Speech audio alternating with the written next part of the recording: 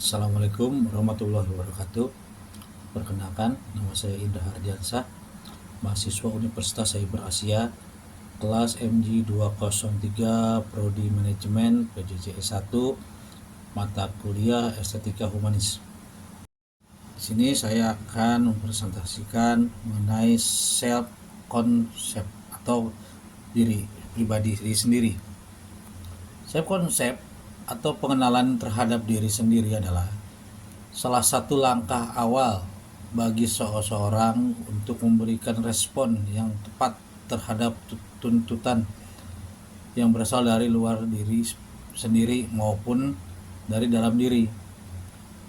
Kemampuan untuk melihat kelemahan dan kekurangan diri sendiri akan membentuk persepsi terhadap diri sendiri yang kemudian akan membentuk konsep diri. Konsep diri menurut beberapa ahli, Widodo 2006 seperti Pullerman mengatakan konsep diri adalah konsep dasar tentang diri sendiri, pikiran dan opini pribadi, kesadaran tentang apa dan siapa dirinya dan bagaimana perbandingan antara dirinya dengan orang lain, serta bagaimana idealisme yang telah dikembangkannya. Seperti emosi mempengaruhi proses berpikir, konten pikiran, penilaian dan perilaku. Emosi memberikan kemampuan bagi kita untuk memfasilitasi tubuh fisik kita dengan lingkungan sosial, serta memberikan kesan perasaan kita kepada orang lain dan memastikan orang lain untuk memfasilitasi perilaku sosial kita dan akhirnya dapat mendorong perilaku sosial. Seremi 2015. Contoh konsep diri. Siapa saya? Saya adalah Indra Hardiansah. Apakah tetap saya apabila nama saya bukan Indra? Misalkan Udin Solahuddin. Saya belum pernah mencobanya, tetapi setiap orang yang kenal dengan saya mengenal saya dengan nama Indra. Ada cerita yang menarik ketika saya masuk SD. Ibu saya mendaftarkan saya di sekolah dasar dengan nama Tan Sinyo Hardiansah. Kata ibu saya, nama si Tan Sinyo itu diambil dari marga dan nama kakek buyut saya, yang mana orang Chinese. Tetapi ibu saya terlambat mendaftarkan nama itu di akte kelahiran, sehingga nama saya di akte kelahiran itu Indra Hardiansah. Yang terjadi kemudian adalah teman-teman SD yang mengenal saya dengan nama Sinyo, kemudian ketika teman SD itu bersekolah di SMP yang sama dengan saya, kemudian menggunakan nama asli sesuai akte, saya mesti menjelaskan alasan perubahan nama saya. Dan akhirnya saya terbiasa dipanggil dengan kedua nama tersebut. Sekarang saya tidak mengalami masalah mengenai nama, karena menurut saya itu hanya sebagai identitas pembeda di dalam masyarakat.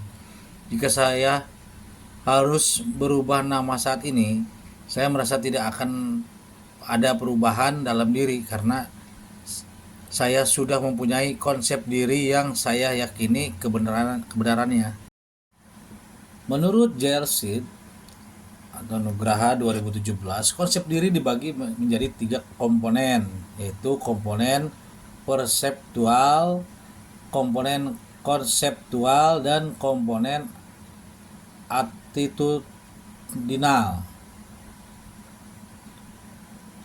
Konsep perseptual adalah pengetahuan individu tentang dirinya yang menjelaskan hal-hal yang berhubungan dengan fisik. Komponen konseptual yang membentuk diri saya adalah melalui proses semasa perkembangan diri remaja menuju dewasa, kisaran SMA. Ada yang sangat menentukan komponen konseptual ini di dalam diri saya, yaitu ketika saya mengikuti pendidikan dasar ke pencipta alaman ketika masih SMA, kira-kira berusia 14-15 tahun. Pengalaman itu sangat mendampak dalam diri saya. terutama kepercayaan diri dan kemampuan dalam bersosialisasi. Menjadi anggota penghimpunan pencinta alam merupakan suatu pengalaman eksklusif yang tidak banyak bisa dialami oleh anak-anak sebaya saya saat itu. Dan itu sangat membentuk konsep diri, terutama sisi kejujuran, percaya diri, keberanian, tanggung jawab, kesetiakawanan, dan kemandirian. Konsep attitudinal ini menjadi salah satu penggerak dan keyakinan diri untuk mencari pasangan hidup. Seorang seperti saya yang terlahir berbeda, rasa minder dan rendah diri adalah hantu yang selalu membayangi saya sampai kapan akan sampai kapanpun. Itu harus diakui dan diterima, karena jika tidak, saya tidak melangkah jauh, terutama dalam membangun hubungan berumah tangga. Jersit mengatakan komponen attitudinal ini akan membentuk konsep diri positif dan konsep diri negatif. Konsep diri positif yang terbentuk dalam diri saya paling dominan adalah menyadari bahwa setiap individu mempunyai perasaan, keinginan, dan perilaku yang tidak seluruhnya disetujui oleh masyarakat. Hal yang disebutkan karena saya sering melihat masalah dari berbagai perspektif dan latar belakang, dan akhirnya sikap yang saya ambil adalah sesuai dengan peraturan dan norma yang berlaku. Kekurangan saya adalah saya tidak merasa puas dengan kemampuan yang dimiliki, tidak apa yang saya lakukan. Saya merasa semua orang juga dapat melakukannya. Perseptif ini yang menjadikan saya kurang menghargai diri sendiri dan kemampuan sendiri. Terkadang itu untuk beberapa proyek atau pekerjaan, saya tidak mampu memungut biaya atau harga. Teman-teman sering menegur saya tentang perilaku ini. Mereka sering bilang bahwa kemampuan saya sangat baik dan mestinya saya bisa mendapatkan lebih dari yang saya terima sekarang. Sayangnya, saya masih belum merasakan hal itu. Perilaku kurang menghargai diri ini adalah awal dari konsep diri negatif saya. Sikap diri negatif ini sangat saya sadari akan menyebabkan saya terombang-ambing dalam menghadapi masyarakat yang kritis terhadap jerih payah yang sudah maksimal saya lakukan.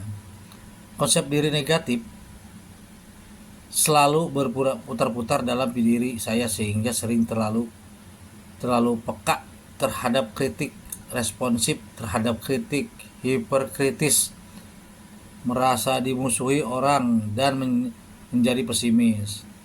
Sejujurnya, perasaan itu selalu muncul, tetapi selalu bisa diatasi dengan melakukan perbaikan terhadap diri sendiri yang selalu dilakukan apabila menerima kritik dari orang lain. Menerima kritik itu berat, tetapi rasa itu hilang apabila berusaha memperbaiki kekurangan tersebut. Tahapan yang saya lakukan adalah mengambil kuliah S1 lagi di umur 40 tahun ke atas. Kepribadian saya apabila diibaratkan dengan Johari window berada pada kuadrat 1, yaitu terbuka. Dalam mengendalikan emosi, saya lebih mempertimbangkan baik buruknya, tergantung kebutuhan yang saya rasa baik dilakukan pada waktu-waktu tertentu. Apabila kecerdasan emosional yang dimaksud adalah menurut Daniel Goleman lebih menekankan ke sisi leadership, saya rasa saya sudah memilikinya. Dan sekarang pada tahapan kapan saya akan menggunakan kemampuan ini. Kendala yang dihadapi dalam mencapai kecerdasan emosional adalah ekosistem yang tidak seragam. Peralihan bidang dari bidang teknik ke ilmu sosial membutuhkan ruang dan waktu, serta ekosistem belajar dan berkarya yang baru dan tepat dalam mendukung cita-cita tersebut. Upaya yang saya lakukan untuk memiliki kecerdasan emosional adalah membuka diri dan wawasan dan terus belajar. Aspek positif dari masalah ini, dari kepribadian saya adalah efisien, energi, percaya diri, berkemampuan kuat, pemikir strategis, karismatik, dan inspiring. Aspek negatif dari kepribadian saya adalah dominan dan keras kepala, intoleran, tidak sabar, arogan, kurang baik mengendalikan emosi, dingin, dan kadang tega. Upaya yang harus dilakukan untuk merubah dan memperbaiki diri adalah lebih memahami dalam berinteraksi dengan karakter yang berbeda, lebih peka terhadap kepribadian orang lain, dan meningkatkan kepekaan sosial. Berikut daftar pustaka atau referensi Jamhuri M 2018 dari Jurnalis Pendidikan Agama Islam Al-Mubarabi volume 3 nomor 2, Widodo PB 2006 yaitu dari Universitas Diponegoro volume 3 nomor 1, Saremi H dan Bahdori S 2015 itu International Journalist of Life Sciences 9, dan Nugraha SA 2017 itu dari Jurnal Pendidikan Islam volume 9 nomor 1.